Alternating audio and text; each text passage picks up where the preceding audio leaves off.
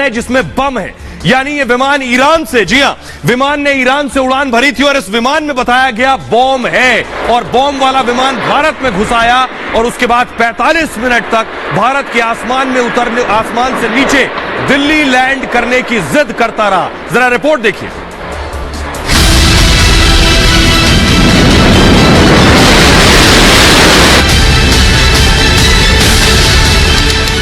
वक्त 9:20।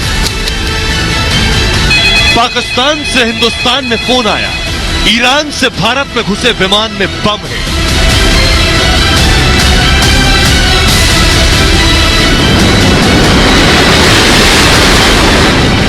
इस खबर के बाद देश में हड़कंप मच गया। और इस वक्त की बड़ी खबर आपको बता दें, बड़ी खबर सूत्रों के हवाले से, ईरानी विमान में बम की सूचना से हड़कंप मच गया है। ईरान का विमान भारत के वायु क्षेत्र में घुस चुका था। बम की खबर ने यात्री विमान के हाईजैक होने के शक को और बढ़ा दिया था। बम वाला विमान देश की राजधानी दिल्ली में उतरना चाहता था। जयपुर के बाद चंडीगढ़ उतरने का, लैंड करने का ऑफर मिला था, लेकिन पायलट ने साफ इनकार कर दिया, जिसके बाद लगातार सवाल ये बना हुआ है कि आखिर क्यों दिल्ली में ही ये विमान उतरना चाहता था। सभी के दिमाग में कंधार हाईजैक की तस्वीरें घूमने लगी। एक्सपर्ट विमान में बम और आतंकी मौजूदगी से इनकार नहीं कर रहे थे। बम वाला विमान भारत के आसमान पर मंडरा रहा था।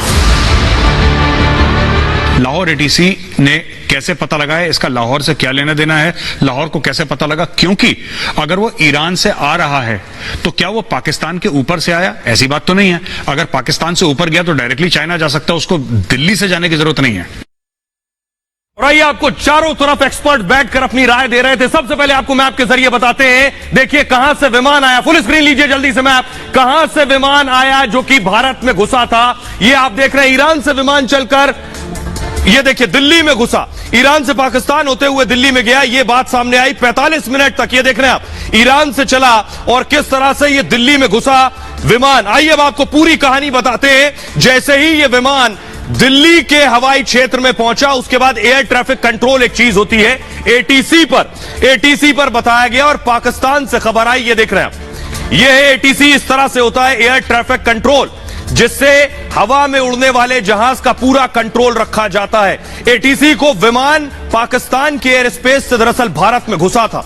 उसके बाद ये एक ईरानी महान एयर की फ्लाइट थी जिसमें बताया गया बॉम्ब है, इस विमान में बॉम्ब है और यह भारत में घुस चुका था। सूचना मिली इस ईरानी विमान में बम मौजूद है। दिल्ली एयर ट्रैफिक कंट्रोल को यह इनपुट दिया गया, पाकिस्तान से इनपुट आया कि यह जो विमान भारत में घुसा इसमें बम है। यह बम का इनपुट लाहौर एटीसी से भारत आया था। सुबह करीब 9:20 पर बम की कॉल हिंदुस्तान में आई है। दिल्ली, चंडीगढ़, जयपुर, जोधपुर में फौरन अलर्ट कर दिया गया कि बम वाला विमान भारत में घुस चुका है। लैंडिंग के लिए दिल्ली एटीसी ने 2 विकल्प दिए थे कि बम वाला विमान दिल्ली के हवाई क्षेत्र में था तो फौरन यह कहा गया कि आप इसे जयपुर या फिर दूसरे शहर में जाकर लेकर जाइए। पायलट दिल्ली में फ्लाइट की लैंडिंग चाहते थे। जो विमान का पायलट था वो चाहता था कि दिल्ली में हर हाल से लैंडिंग हो जाए इस बम वाले विमान की। विमान के पायलटों ने लैंडिंग से मना कर दिया कि दिल्ली के अलावा कहीं और लैंड नहीं करेंगे। यही शक बढ़ गया कि विमान में बम और दिल्ली में लैंड करने की जिद, ऐसे में दिल्ली में लैंडिंग खतरनाक हो सकती थी।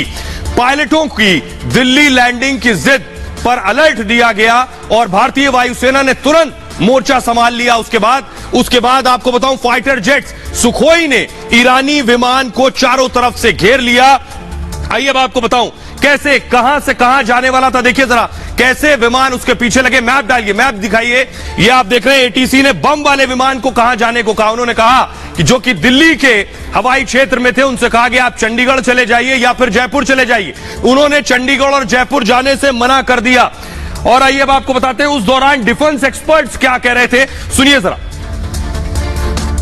तेहरान से गंजौर चीन में जा रहा था और इसको बम स्केयर दिया गया और इसमें परमिशन लेने की कोशिश की इसने कि मुझे लैंड किया जाए भारत के एयर स्पेस में। और जब ये भारत में था तो इसको परमिशन दी गई कि आप जयपुर या चंडीगढ़ लैंड करें, मगर ये नहीं माना और ये इंसिस्ट करता रहा कि मुझे जो है दिल्ली में ही लैंड करने की परमिशन दे। तो इसमें बड़ा शक हुआ। और इसके साथ साथ जो ईरान की एयरलाइंस थी और ईरान की जो अथॉरिटी थी उनके साथ भी बातचीत हुई हुई तो उन्होंने भी बताया कि इसके अंदर कोई बम स्केयर नहीं है। तो ऐसे में जो भारत के वायु सेना के सुखोई 30 MKI है उसको एस्कॉर्ट किया और भारत की एयर स्पेस से इसको बाहर धकेल के आए।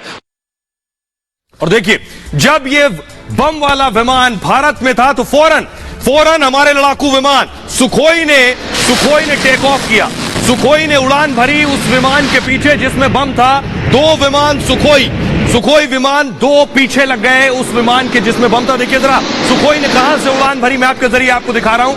ये सुखोई दोनों अलग अलग जगह से उड़ान भरी है। ये आप देख रहे हैं दिल्ली में था ये विमान, लेकिन पंजाब और जोधपुर से 2 सुखोई विमान ने उड़ान भरी, कोई खतरा ना हो रक्षा और सुरक्षा के लिए। आइए अब आपको बताऊं कि भारत के लड़ाकू विमान ने आखिर क्या किया जब दोनों विमान आखिर ईरान के विमान के पीछे लग गए।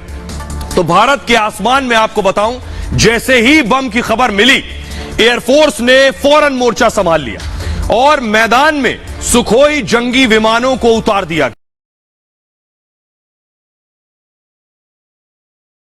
में उड़ान भरी और ईरानी विमान को चारों तरफ से घेर लिया गया। काफी देर तक ईरानी विमान आसमान में उड़ता रहा और सुखोई विमान उसका पीछा करते रहे। हालांकि इस दौरान सुरक्षा को देखते हुए ईरानी विमान और फाइटर जेट्स के बीच पर्याप्त दूरी थी। काफी देर तक यही सिलसिला जारी रहा, जिसके बाद सुखोई फाइटर जेट्स ने ईरानी विमान को भारतीय एयर स्पेस से बाहर ढकेल दिया और भारतीय फाइटर जेट्स अपने एयरबेस पर वापस लौट आए।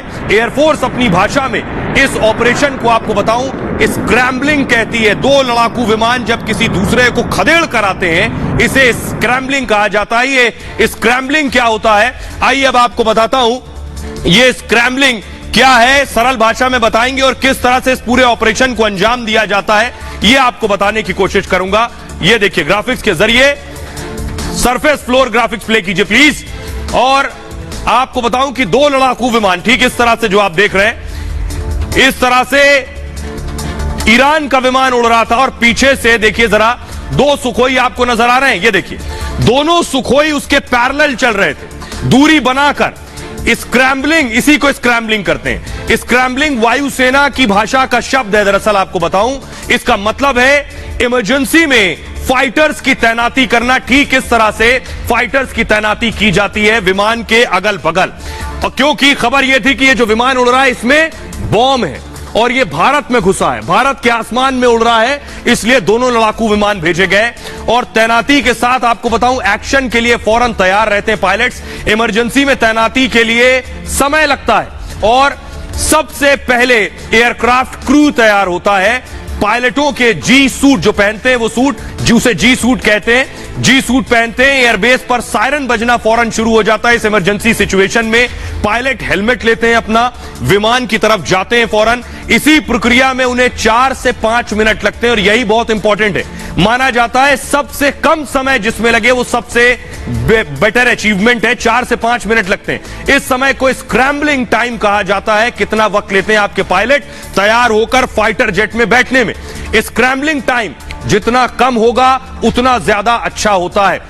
उड़ान भरते ही लड़ाकू विमानों ने देखिए ठीक इस तरह से मोर्चा संभाल लिया जैसे ये लड़ाकू विमान आपको उड़ते नजर आ रहे हैं। यानी आपके देश में अगर कोई हवा में इस तरह की चीज है जिसमें कोई लड़ाकू विमान है, कोई विमान है जिसमें बॉम्ब है, आतंकी है, तो लड़ाकू विमान उनको घेर कर आपके देश की सीमा से बाहर करते हैं। खतरे को एयरक्राफ्ट पूरी तरह से घेर लेते हैं। किसी तरह का भी आसमानी खतरा हो सकता है। भारतीय वायुसेना पहले चेतावनी देती है, इन्हें भी बाकायदा चेतावनी दी। लैंडिंग या एयर स्पेस छोड़ने को कहा जाता है कि आप फौरन यहां से निकलिए। चेतावनी नहीं मानने पर फिर उसके बाद एक्शन शुरू होता है। स्क्रैम्बलिंग ने ही एयर स्पेस छोड़ने पर मजबूर किया और उसके बाद यह विमान यहां से निकल के देखिए जरा, यह विमान बम वाला विमान यहां से निकलकर कहां पहुंचा, भारत के हवाई क्षेत्र से जब निकला है उसके बाद यह पहुंचा है चीन। वो जरा तस्वीरें दिखाइए, मैप दिखाइए फास्ट।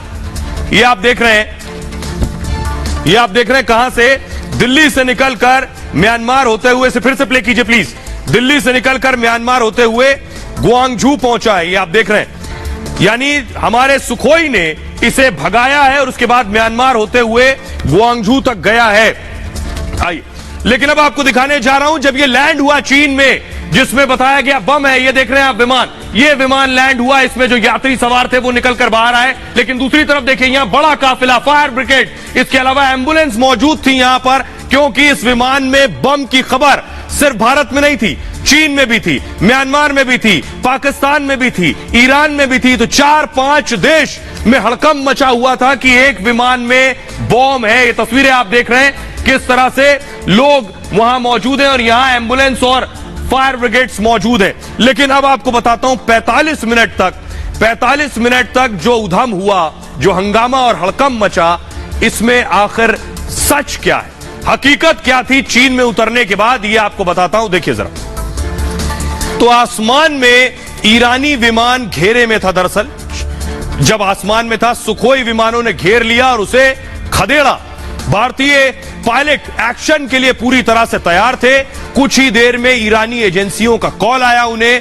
प्लेन में बम की खबर को ईरान ने कहा कि यह निकली है, वो एक गलत कॉल थी।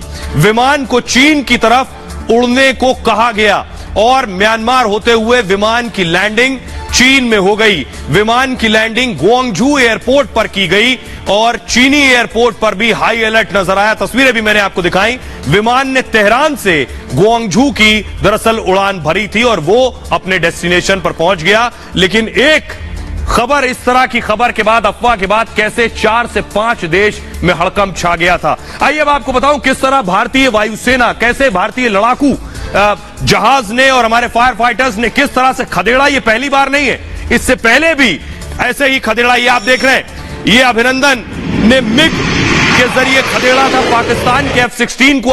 आपको याद होगा, अभिनंदन ने भी इसी तरह से, जो आज हुआ है सुखोई में, ठीक इसी तरह अभिनंदन ने भी पाकिस्तान के लड़ाकू जहाज को बाहर न सिर्फ भगाया बल्कि मार गिराया था। 27 फरवरी 2019 को पाकिस्तान ने भारत में घुसने की कोशिश की थी। पाकिस्तानी लड़ाकू विमान F-16 सीमा पार करके नौशेरा सेक्टर में दरअसल घुस आए थे। उस वक्त पाकिस्तानी फाइटर जेट्स 8000 फीट की ऊंचाई पर उड़ रहे थे।